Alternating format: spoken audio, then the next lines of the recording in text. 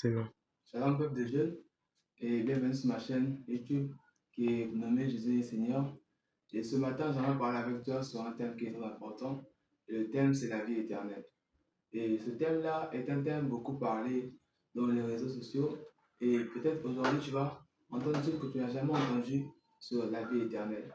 Parce que la vie éternelle, dans un sens courant, on peut dire que la vie éternelle, c'est juste une vie qui n'a pas de fin. Une vie qui n'a pas une fin, une vie qui n'a pas de durée. Maintenant, quelle est la manière dont Jésus interprète la vie éternelle? Et tu verras avec moi dans Jean 17, le verset 3, la Bible déclare que or la vie éternelle, c'est qu'ils te connaissent, toi le seul roi Dieu, et celui que tu as envoyé. Ici, Jésus voulait nous montrer que la vie éternelle n'est pas juste le fait de croire, simplement, juste d'aller à l'église. Mais la vie éternelle, c'est une relation. Parce que lorsqu'on parle de connaître Dieu et celui qu'il a envoyé, on nous montre aussi de la relation qu'on doit avoir avec Dieu. Parce que toi, tu ne peux pas me connaître si tu n'es pas en relation avec moi. De même que celui qui me connaît, c'est celui qui est en relation avec moi. Donc la vie éternelle est au-delà de ça. La vie éternelle, c'est une relation. C'est pourquoi on ne te limite pas seulement d'aller à l'église comme un aventurier, mais il recherche la relation avec Dieu.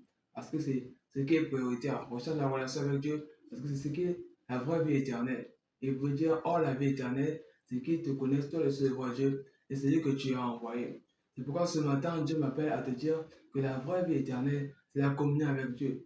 On ne va pas parler de communion avec Dieu sans vie éternelle. C'est pourquoi Jean 3,16 veut dire que car Dieu a tant aimé le monde, qu'il a donné son Fils unique, afin que quiconque croit en lui ne périsse pas, mais ait la vie éternelle.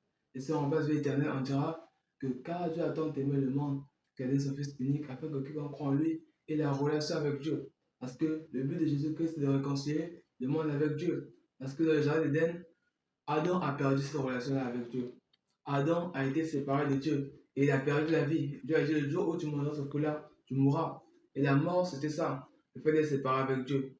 Et la vraie vie, c'est le fait d'être réconcilié avec Dieu. Et c'est ça la vraie vie éternelle. C'est pourquoi, dans le livre de 2 Corinthiens 5, le verset 17, et en commençant à partir du verset 18, on verra que Paul dit que nous sommes des ambassadeurs de Christ. Et nous sommes, comme Jésus-Christ, nous réconcilions le monde avec Dieu.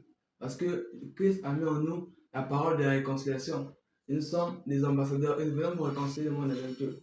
C'est pourquoi je t'invite, toi, ce matin, ou bien ce soir, toi qui m'écoutes, et qui n'est pas réconcilié avec Dieu, qui n'a pas cette relation avec Jésus et avec Dieu, de faire cette relation-là vraiment ta priorité. Parce que c'est le plus important. Tu peux chanter, aller à l'église, prêcher, mais si tu n'as pas la relation avec Dieu, en vérité, je ne te connais pas. C'est pourquoi il pouvait dire à ces hommes-là que retirez-vous de moi, car je ne vous ai jamais connu.